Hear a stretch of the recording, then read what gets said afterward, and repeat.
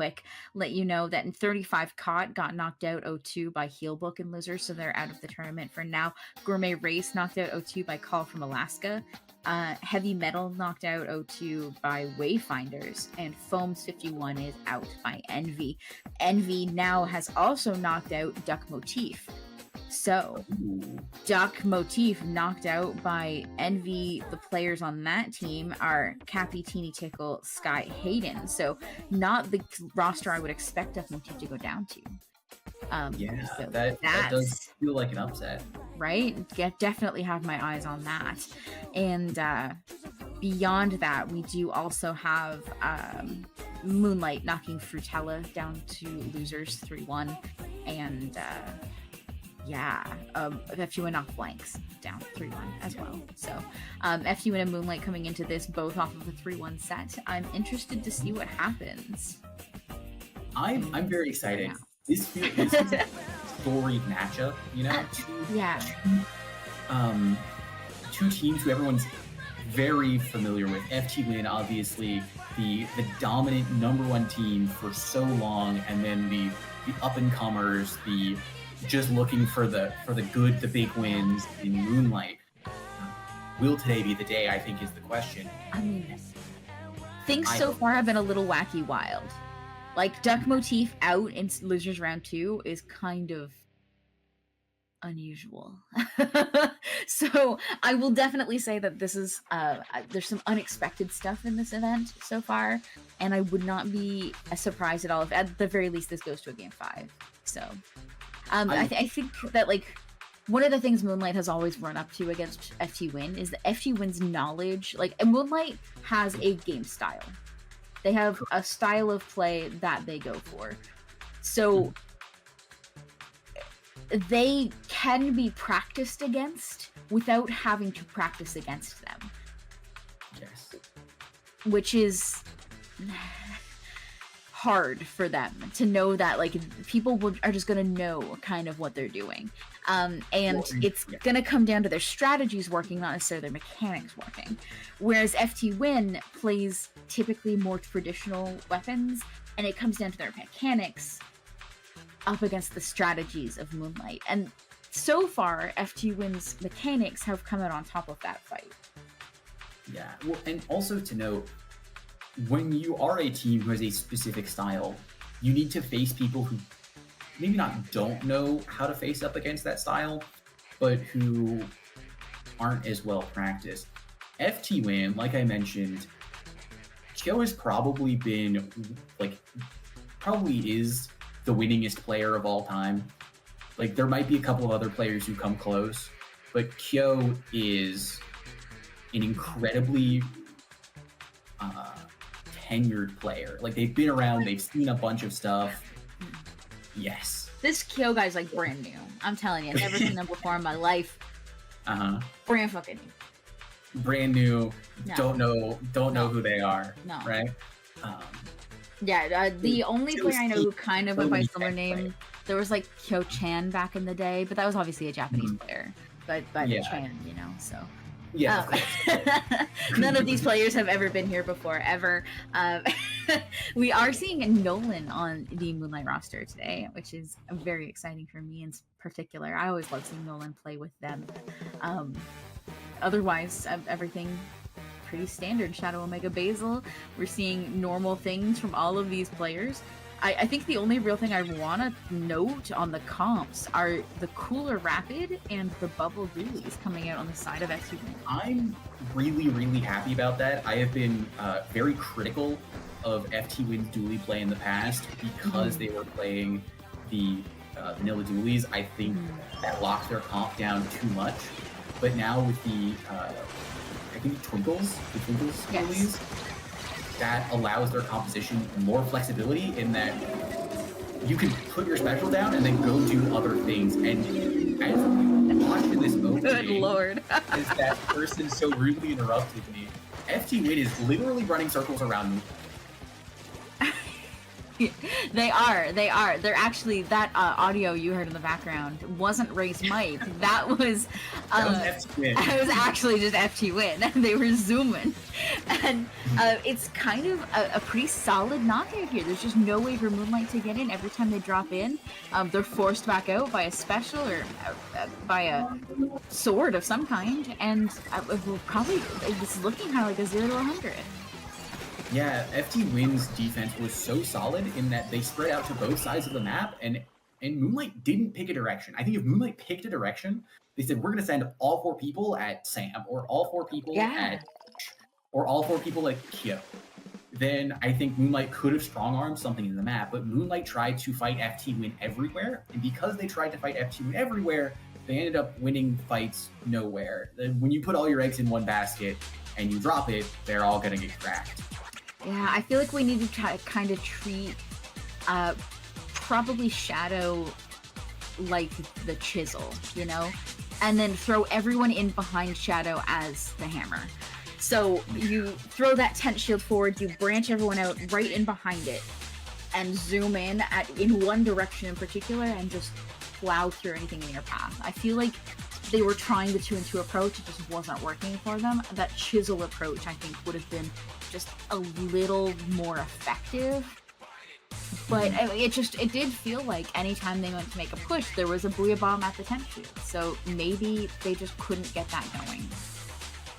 Well, and FTWin looks so clean. Yeah, they really right? did. Like FTWin always had an answer. Like you mentioned the Moonlight 2-2. I think that's a strategic misplay for Moonlight. Yeah. But like, let's give props to FTWin in how quickly and how thoroughly they rebuked Moonlight for that strategic misplay. No. Like some teams would hesitate. There was no hesitation. FTWin said, this is my game, this is my tournament. Kyo said, I've never won a SuperJump before. That is changing today.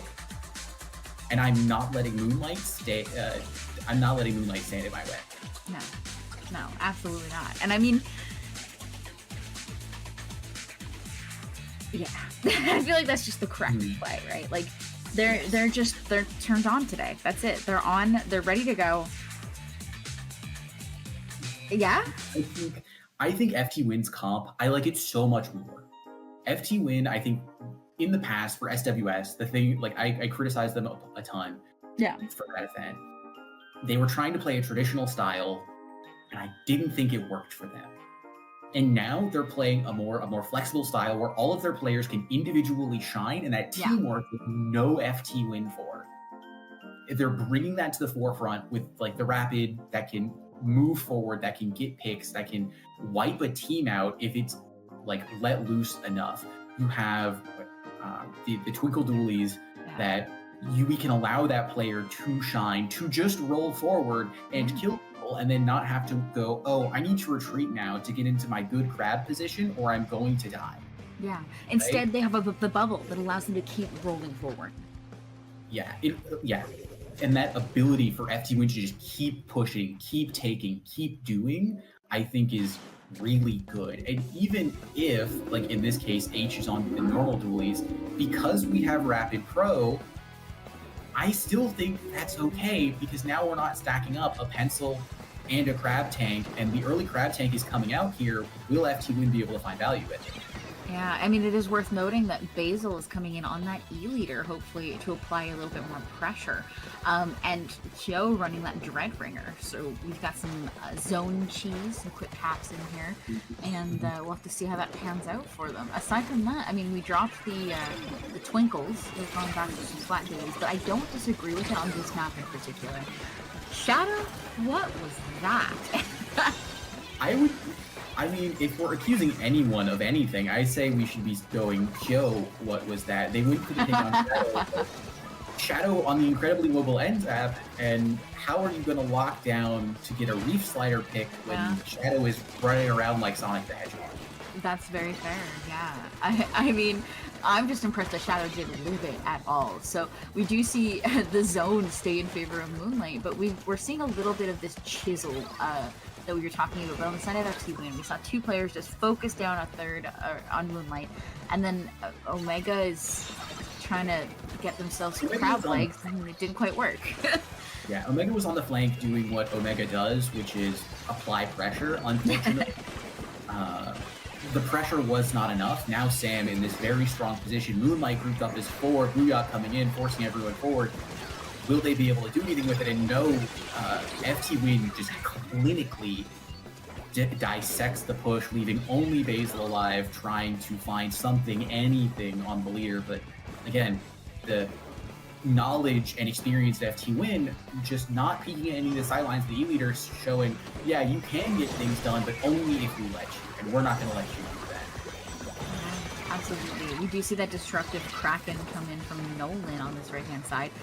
Beautiful play, the interruption of zone that should be a flip from Moonlight if we take proper advantage of it. But Wraith with that blaster is just a menace. Yeah. Moonlight got in, but they didn't dedicate resources to flipping the zone. Now the counter is counting down 5, 4. They need to flip. Everyone needs to look at it, and I don't think they're going to be able to stay here for a long time because of that. If FTWin can get both players onto Omega, Omega's not going to live, and they come together, the pinch goes through, and Omega's out of the map. But Moonlight getting a penalty, 65 points. They got time, and time is what they were sorely lacking.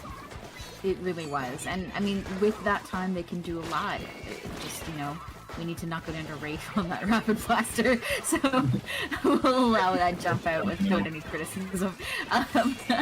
But, I mean, I feel like the problem here still is what it was last time. Is we're just having troubles getting into that center of the map. The beautiful Booyah coming out there. The Kraken is allowing them to survive. But I'm loving these disruptive Krakens from Nolan. Like, even if we don't get anybody, which we have been, but even if we don't, we're pushing people so far out of position, we're hopefully making room for the rest of our team.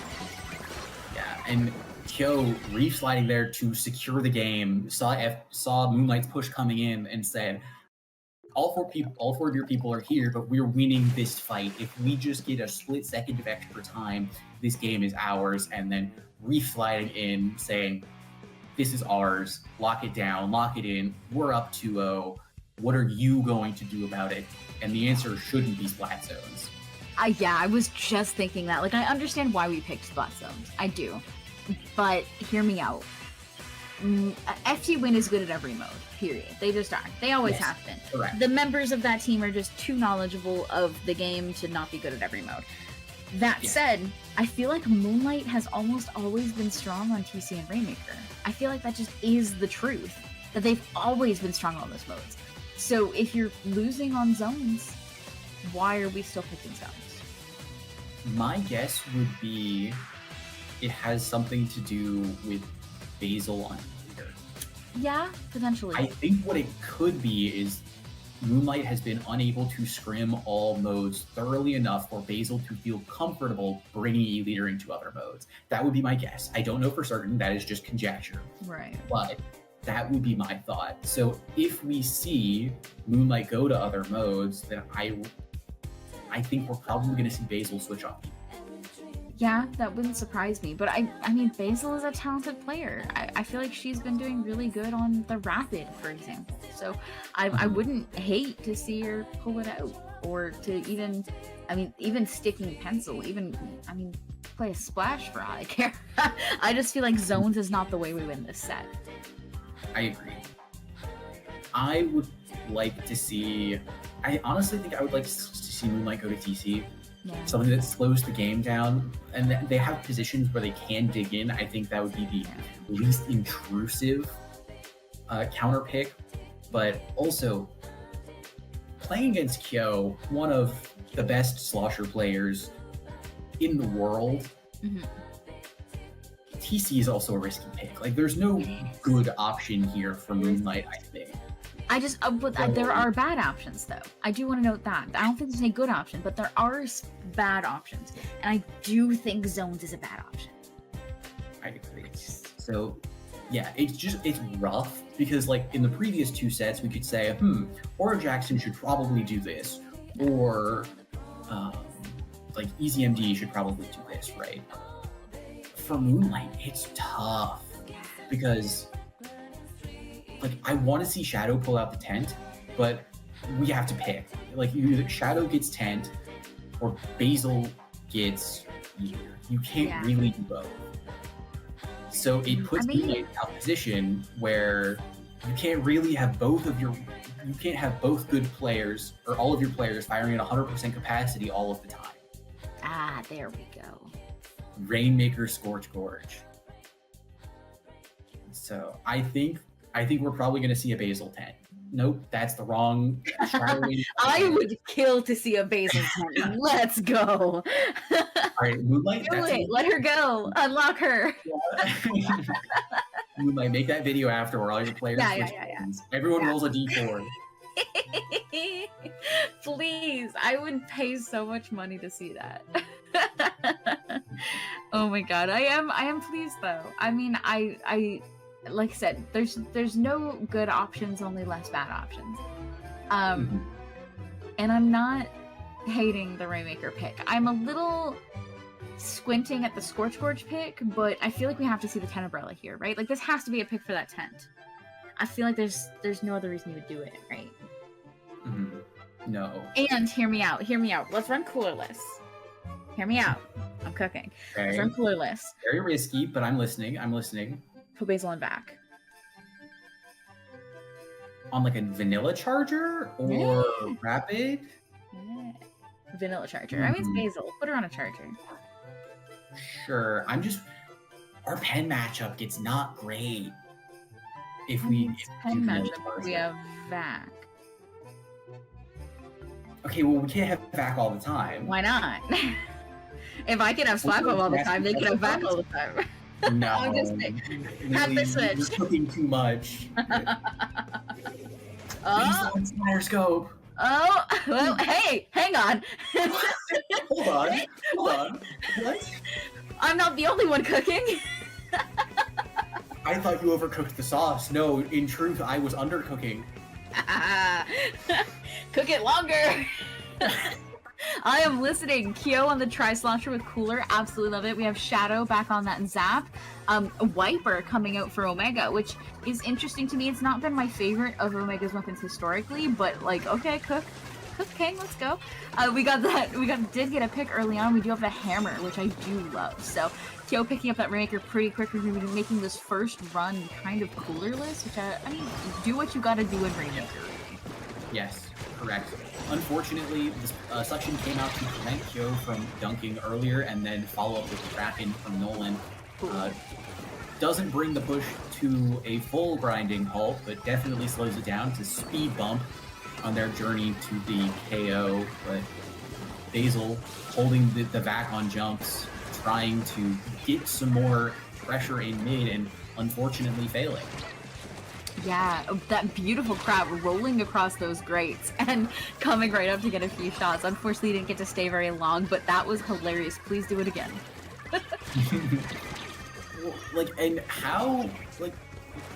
When you're playing a frontline weapon, you have to kind of count on someone missing the shot. And Basil just demonstrating time and time again, it will not be them. Incredible charge slash from Omega. Moonlight found their footing, and now they're going to get checkpoint for it. If they can just touch. Just go, Shadow. Just do it. Do it. It's fine. You need this checkpoint, my man. Unfortunately, a little stalled out there by paint and chargers and everything. But we did get the checkpoints. We will stand on that. 3 specials on FTWin side right now is going to make this a very dangerous mid to stand in. But, I mean, really what Rafe just wants to do is live to get that Vac over on the other side. And Omega is making that a little difficult. I really like Omega pushing up there and threatening to grab the Rainmaker, even if they were unable to do it. But all of the specials coming out here for FTWin, so Moonlight's in a very dangerous position in that they basically just gave up checkpoint. FTWin using all of their specials over the course of that, though. But wait, I lied. I think Basil hit the shot on the Rainmaker. And so the Rainmaker didn't actually get pedestal. Moonlight preserving their lead, and FTWin's pushing is fizzling out here, just when it mattered most. Moonlight also managed to very quickly clear out that right-hand side of their spawn. That's like the other checkpoint that no one uses, you know? Managed to solidify that pretty strongly. And Nolan coming up the Kraken, gonna defend that Rainmaker fairly well, and then just dip, you know? Just go, oh yeah, that didn't go well. Let's leave. Yeah, well, the rest of your team is going down. I really wish Nolan backed to a more defensible position. Yes. They gave up a lot of space, but unfortunately wasn't enough. Now Moonlight on a stagger, checkpoint going down. FTWin used all their specials though. They're gonna have Cooler online though in just a second, which will keep this push going. Go picks up and says, nah, I'm just gonna get points, which I respect. I think it's based. definitely a good decision. Based. Agreed. Very based. We do see the members here on the right-hand side again. That bomb almost killing Nolan, making me nervous. But I'm kind of hating that Rainmaker is sitting there. There it is. But we do have Nolan's Crackdown list that should force the members out on this left-hand side. Rafe backing right up is gonna be able to jump out, fortunately for them, and that should be all of the members of FTWin back on the defense. So what we need is Omega. Someone needs to cross that left-hand side soon, and Omega needs to get in there pretty quick. We do have the hammer.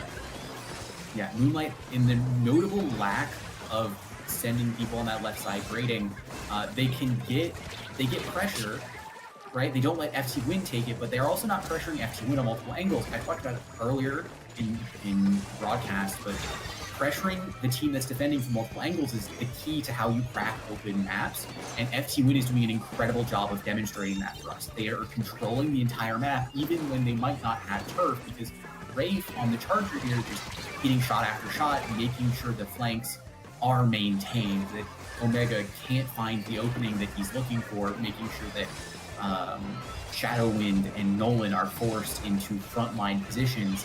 And when you're faced into a front head-on-head position against a Tri-Slosher, that's not how you win a game. It really isn't. And unfortunately, we took a little bit too long on that push forward. They had a few too many resources, and we just weren't able to clutch it out. I do want to say that's the best Moonlight looked in this set. So hopefully going forward in losers bracket, if we're counterpicking against teams like FTWin, we do counterpick Rainmaker or TC, because I do think that looked really good. It didn't work out, but it looked good. And again, FTWin looked absolutely incredible today. Yes. They looked better than I think Oro Jackson. Yeah. And EasyMD also looked incredibly good, but that match would have to happen in losers finals or something, I imagine. But FTWin made a really strong case for winning. Yeah. Right? FTWin looked really, really good. Yeah, they really did. And I'm really happy that they switched up their composition. Yeah. They took notes from SWS, and then they didn't have it ready for Riptide, which understand. But here in SuperJump right now, probably for the NA League as well, FTWin is I'm not gonna say back to their peak, but they're incredibly close. Yeah, they're 90%, I'd say. We'll have to see how the rest of this goes. We're going to be seeing FTWin go on to fight either Oro Jackson or PXG, and I think that's going to be the real test of this new composition and how things work. Mm-hmm. I think that's going to have to be the new test, as opposed to this match. But I also think that this was really promising for Moonlight. So I hope they can keep up the morale going into losers bracket and run it through. It looks like they are, my guess is they're going to be fighting ECMD. Yeah. But just a quick bracket update while we're here. Not a whole lot through yet. That was a 3-0 set, so there hasn't been a whole lot of time for games to get... decisive 3-0 set. Yeah, there hasn't been a whole lot of time for things to get going. We do see Frutella 2-1 over Heelbook, and Call from Alaska 2-1 over Blanks. So Frutella and Call from Alaska are duking it out currently. EasyMD knocked out Wayfinders 2-1, and Envy, as we already noted earlier, knocked out Duck Motif 2-0. So EasyMD and Envy are now currently fighting each other in loser's side, and Moonlight will be fighting the winner of EasyMD or Envy. Whereas on winner's side bracket, we're waiting on the set for PXG and Oro Jackson to conclude to see who's going to fight FTWin. And I mean, for right now, there's no score reported, but we're 25 minutes in, so I'm gonna guess they're just not putting score up because that's how teams work. Yeah. They Yeah. hate me, and they hate me being able to watch their sets remotely, so they don't update the score until there's a result. Yeah, you're gonna have to go to Kyo's chat or actually FTWin just won. Sorry. Who streams on one of the other teams? PXG and Oro Jackson. Gray is probably streaming. Ooh, I would yeah. say Gray is probably our best chance. Yeah, let's go check in with Gray real quick. You know, see what game they're on. Surely his Twitch chat knows. I actually don't see Gray streaming. Rude. Oh, very rude. Incredibly rude. How am I supposed to keep up with this if y'all don't stream it? Or report scores Something. after each Something. game. Give me something. Yeah, give us something to work with. Anything. Yeah, I'm seeing a bunch of streamers, but they're mostly on people I'm not looking for currently. So gonna have to wait. Which is just rude, really. It is very rude of them to not. It's so rude of them to not update all their game. Yeah, exactly.